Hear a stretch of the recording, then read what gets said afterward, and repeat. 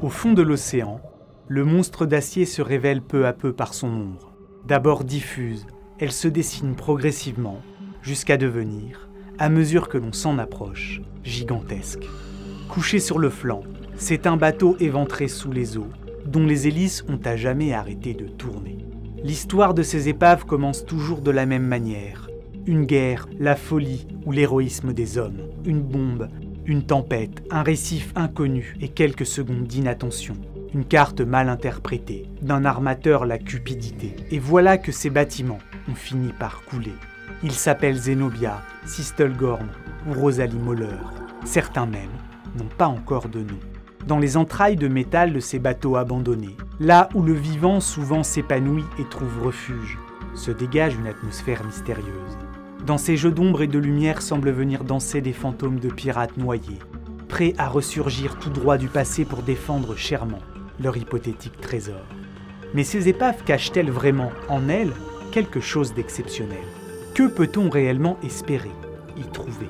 En réalité, la plupart du temps, les seules richesses qu'elles contiennent n'ont de valeur que symbolique ou historique. Dans l'écrasante majorité des cales de ces bateaux coulés, vous ne trouverez aucune petite fortune en or, aucun trésor, rien de valeur si ce n'est de l'émotion, et des histoires de naufrages à découvrir, à raconter, par dizaines de milliers. Car de tout temps, l'océan, aidé par les récifs, les tempêtes et les torpilles, a englouti quantité de navires. Nous visitons généralement les épaves qui sont relativement accessibles, proches des côtes et peu profondes, telles que celle de l'immense ferry Zenobia, qui chaque année accueille des milliers de plongeurs. Mais les bateaux choisissent rarement là où ils vont couler, et en réalité la très grande majorité des épaves se trouvent à des profondeurs inaccessibles pour les plongeurs, et parfois extrêmement loin du rivage. Au cours de la seule Seconde Guerre mondiale, on estime à quelques 6000 le nombre de navires de plus de 400 tonneaux qui ont coulé en mer, en emportant avec eux tout ce qu'ils contenaient. Mais ce chiffre ne prend en compte que les bâtiments de taille conséquente. Et en élargissant les critères jusqu'aux bateaux de 200 tonneaux, on se met à voir encore gonfler le nombre de carcasses contenues par ces immenses cimetières de machines, que sont les océans.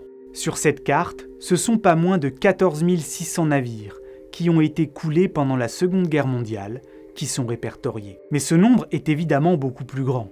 Et si l'on remonte encore plus loin dans le temps, la quantité des navires connus pour avoir sombré commence à devenir vertigineuse. Sur cette autre carte, l'on peut voir la position de toutes les épaves connues, des plus petites aux plus grandes, et qui gisent au fond de l'eau à proximité des côtes françaises. Rien qu'entre Cherbourg et Dieppe, on en recense pas moins de 4500.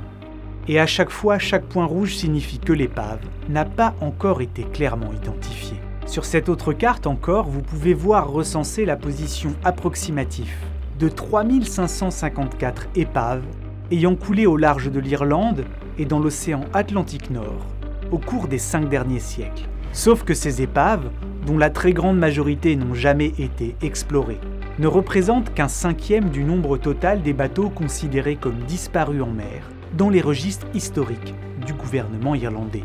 Dit autrement, les emplacements précis de 14 414 autres naufrages ayant eu lieu dans ces eaux restent encore aujourd'hui totalement inconnus. Toute époque et taille confondues, on estime à la louche qu'il y aurait des millions d'épaves gisant actuellement au fond de l'océan. Et pourtant, malgré ce chiffre vertigineux, découvrir une épave est généralement très compliqué. Voici une petite liste des obstacles à surmonter pour espérer en débusquer. Déjà, il faut que l'épave que vous cherchez soit toujours là, car bon nombre d'entre elles, les plus anciennes, ont déjà été digérées par des champignons et des bactéries s'attaquant à leur carcasse, et il n'en reste au mieux que quelques débris.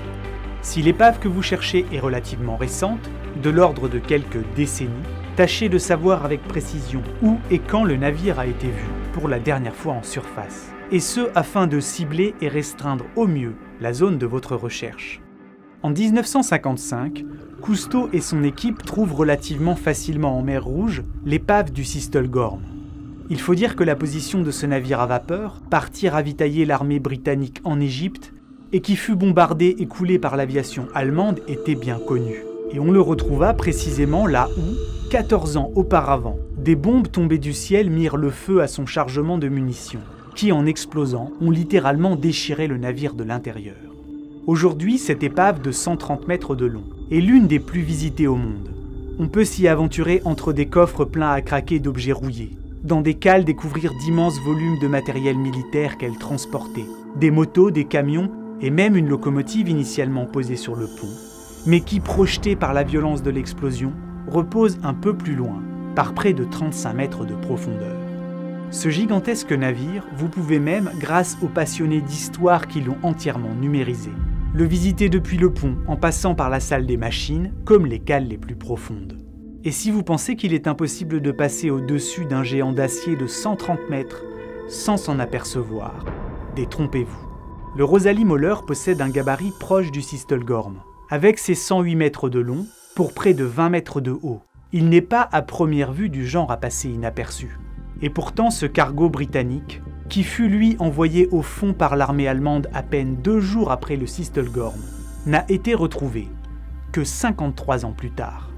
Et ce alors qu'il a sombré dans une des régions les plus plongées et accessibles au monde, et que le pont de ce géant n'est qu'à 35 mètres de fond. De manière générale, si l'épave que vous cherchez, que celle-ci soit un navire, un avion ou n'importe quoi d'autre, a coulé loin des côtes, alors attendez-vous à la trouver, par 3500 mètres de profondeur, et donc à ne pas pouvoir y envoyer de plongeur. Dès lors, pour espérer la voir dans un premier temps, pensez à vous équiper d'un sonar, qui devrait être très utile pour repérer son éventuelle carcasse, 3 km 500 en dessous de vous. Si quelque chose d'intéressant semble s'y dessiner, ne vous emballez cependant pas trop vite, car il n'est pas rare qu'une anomalie, des formes prometteuses détectées à l'écran, se révèlent n'être rien d'autre que d'immenses blocs rocheux ressemblant à s'y méprendre à une coque de navire. Pour en avoir le cœur net, il va vous falloir descendre sur site pour vérifier. Pensez donc à vous munir d'un submersible résistant aux très hautes pressions et doté de puissants projecteurs, qui, à ces profondeurs abyssales, seront votre seule arme pour combattre l'obscurité totale. Et alors vous pourriez bien, au terme souvent de plusieurs plongées, finir par voir surgir de ces eaux profondes une ombre, une ruine sous-marine posée sur le fond, et comme figée dans sa course en direction du prochain port. Cette découverte-là sera votre trésor. Mais ne vous habituez pas à la réussite. D'ordinaire, on revient du fond souvent bredouille. A minima, il vous faudra plusieurs plongées avant de débusquer, ce que parfois vous ne cherchiez même pas. Car lors de ces expéditions, il n'est pas rare de trouver tout autre chose que l'objectif d'origine, et il arrive même régulièrement que l'on se trompe de cible. En 2006, lors d'une plongée visant à retrouver le destroyer naval impérial Hayate, le premier grand navire de guerre japonais coulé en 1941, et que l'on pensait avoir identifié au sonar, un submersible autonome piloté par une équipe restée en surface descendit jusqu'à cette forme et mit la main, les pinces mécaniques et les projecteurs sur une carcasse d'acier immense. Mais très vite, en faisant le tour, l'on s'est rendu compte que c'était là l'épave d'un démesuré pétrolier japonais. Une découverte très intéressante mais qu'on ne cherchait absolument pas à faire. Et après avoir longuement documenté le site et retrouvé ses traces dans les archives, l'on pu donner un nom à ce géant d'acier. Et puis, après 9 heures de plongée, le submersible regagna la surface, chargé de découvertes inattendues, mais sachant aussi que gît toujours quelque part au fond, un destroyer impérial que personne n'a encore jamais retrouvé. Dans tous les cas, si vous ne trouvez rien, recoupez vos sources, revoyez vos théories, recommencez, persévérez, cherchez mieux, cherchez ailleurs, plus au large et plus profond. Peut-être même que vous pourriez à terme avoir la bonne surprise de tomber sur une épave par pur hasard. Ces restes éparpillés sont ceux d'un voilier en bois, une goélette de 37 mètres, datant probablement du milieu du 19e siècle, et qui ont été découverts par une équipe de la NOAA, et surtout par le plus grand des hasards, lors d'une mission de test de nouveaux équipements de leur rover autonome. Une règle d'or à appliquer est que si le bâtiment que vous cherchez est des plus anciens, mieux vaut ne pas s'attendre à le retrouver en bon état. Car lorsque des épaves ont passé plus d'1 siècle sous l'eau, elles sont souvent comme réduites à néant par la force des courants et le passage du temps. C'est pourtant bien sur ces sites protégés des plongeurs par leur profondeur, dans ces amoncellements déchiquetés par les éléments, que vous pourriez avoir le plus de chances de trouver quelque chose ayant une valeur autre que symbolique ou historique. Car il arrive exceptionnellement que ces navires réduits en charpie renferment dans leurs débris beaucoup d'argent. Malheureusement pour vous, l'emplacement précis de ces très rares et véritables trésors qui existent encore tapis au fond des mers est souvent jalousement gardé. Pour savoir précisément où les navires concernés ont coulé, il vous faut souvent avoir accès à des archives historiques, des documents ou des cartes aussi sensibles que peuvent l'être des secrets d'État. Mais si vous arrivez à vous les procurer et à monter une expédition pouvant coûter des millions, avec bateaux océanographiques modernes, sonars et submersibles, alors vous pourriez, avec un peu de chance et de persévérance, finir par mettre la main sur le Graal que certains appellent le San José. Ce légendaire galion espagnol, retrouvé en 2015 au large de la Colombie et après des décennies de fouilles, est une épave mythique, car elle renfermait dans ses cales, au moment où elle a sombré, des amoncellements d'or et de bijoux. On pense en effet que ce bateau coulait en 1708 par une flotte de corsaires britanniques pendant la guerre de succession d'Espagne, a emporté avec lui, par 600 mètres de fond, pas moins de 200 tonnes d'or, d'argent et d'émeraude, dont la valeur cumulée est estimée entre 3 et 17 milliards d'euros. De la carcasse déchirée du galion ne reste plus guère en apparence que des canons. Mais peut-être qu'enfoui sous la surface à proximité de ce tas de débris se cache au sens fort un véritable trésor. Aujourd'hui, ce trésor, envoyé par le fond lors d'un sanglant affrontement naval, se retrouve désormais au centre d'une virulente bataille qui est-elle diplomatique. Car plus de 2 siècles après cette tragédie, la Bolivie, pays où la majeure partie des métaux précieux ont été extraits, la Colombie, pays où le bateau a coulé, et l'Espagne, celui à qui il appartenait, se disputent tous la propriété de l'épave, chacun y voyant là son trésor national. Un trésor qui pourrait aujourd'hui, de par sa valeur, changer des vies, bien qu'il en ait aussi par le passé également beaucoup pris.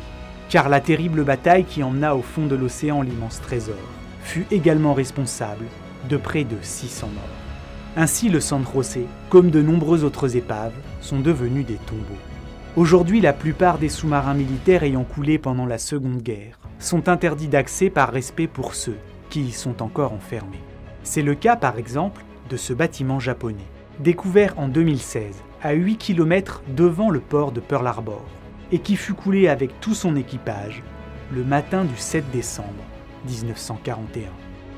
Cet autre sous-marin allemand, l'U-576, qui sombra en juillet 1942, et n'a été retrouvé que récemment au large de la Caroline du Nord, est lui aussi un cimetière militaire, au sens où 40 malheureux sont encore enfermés dans cette prison d'acier et de ferraille rouillée.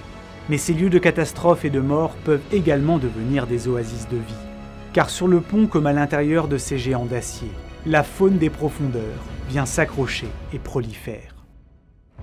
Ici, les restes de l'épave d'un sous-marin américain qui fut coulé à vide lors d'un exercice de tir réel ont été presque entièrement colonisés par quantité de coraux des grands fonds et se sont transformés en lieu de vie et de refuge pour bon nombre d'animaux. Sur ces autres images recueillies par les rovers du navire océanographique EV Nautilus, on peut voir à quel point les parois de métal de ces épaves construites hier pour faire la guerre, pour tuer, ont été aujourd'hui prises d'assaut et transformées par l'activité des vivants. Pourtant, ces oasis florissantes dans les grandes profondeurs ne sont souvent qu'à quelques centimètres d'épaisseur du danger et de la mort. Car si les milliers d'épaves coulées au large des côtes du monde entier pendant la Seconde Guerre mondiale peuvent être vues comme des trésors de souvenirs de l'histoire tragique des hommes, elles sont également de véritables bombes à retardement, des boîtes de Pandore au fond des océans.